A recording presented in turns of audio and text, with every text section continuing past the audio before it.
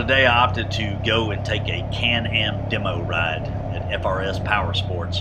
Normally I would vlog with the microphone in my helmet, but I was pressed for time and couldn't get it hooked up, so I put the GoPro on real quick and thought, well, I'll just do a voiceover. Actually, this is the first time I've done a voiceover in iMovie with just a small microphone.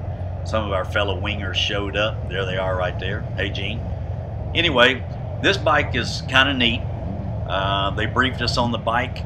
You actually shift with your thumb on the lever on your left hand, downshift with your index finger on the left hand if you want to. I chose the semi-auto version, so that allowed the bike to actually downshift itself, and it actually downshifted where you would kind of want it to. It did give a little bit of a jerking motion when you downshifted. Braking wise, it has a foot brake. That's the only brake. It applies brake pressure to all three wheels. They say, I believe it's ABS also. I took on a little more wind on this bike than my Gold Wing. Not quite the fairing and shield, but that's okay. The bike was fun. It was fun to ride. We took it through a few little curves, a few little bitty side roads out in Memphis. Had a good time. They had a great turnout for this place, and there were probably 40 or 50 of us out there, and more following later as well. And when you go around these curves, it's a little more harder to steer. It's something you can get used to. I'm not certain this is the machine for me.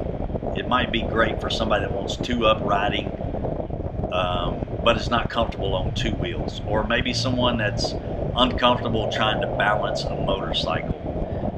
It seems apples and oranges to me, although be it you do get the feeling you're out on the road, the open road. It's a neat little machine. It had plenty of power, plenty of pickup. The seat was very comfortable, I will admit that. The controls are easily laid out on the left side there. The digital dash is pretty cool. All in all, it's a neat little machine. I don't know reliability factor, if who has owned these, how they perform, but I thought it was worth at least giving it a try anyway. Appreciate FRS Power Sports in Memphis opening this up. The Can-Am reps were all very informative, super nice, super professional, great riders themselves, and we enjoyed it. So just kind of a little brief overview, and I got a few more thoughts right here at the end that I went ahead and just recorded while the GoPro was running. Thanks a lot. It was an interesting ride, this Can-Am, to be honest. I've never ridden one. I've always been curious. So we had a decent time to ride, and the course was actually quite a bit. We had a good 20-25 minutes instead of just 2 or 3 minutes. 3 wheels. I took the semi-auto version, so it downshifts automatically, but you have to shift using your thumb.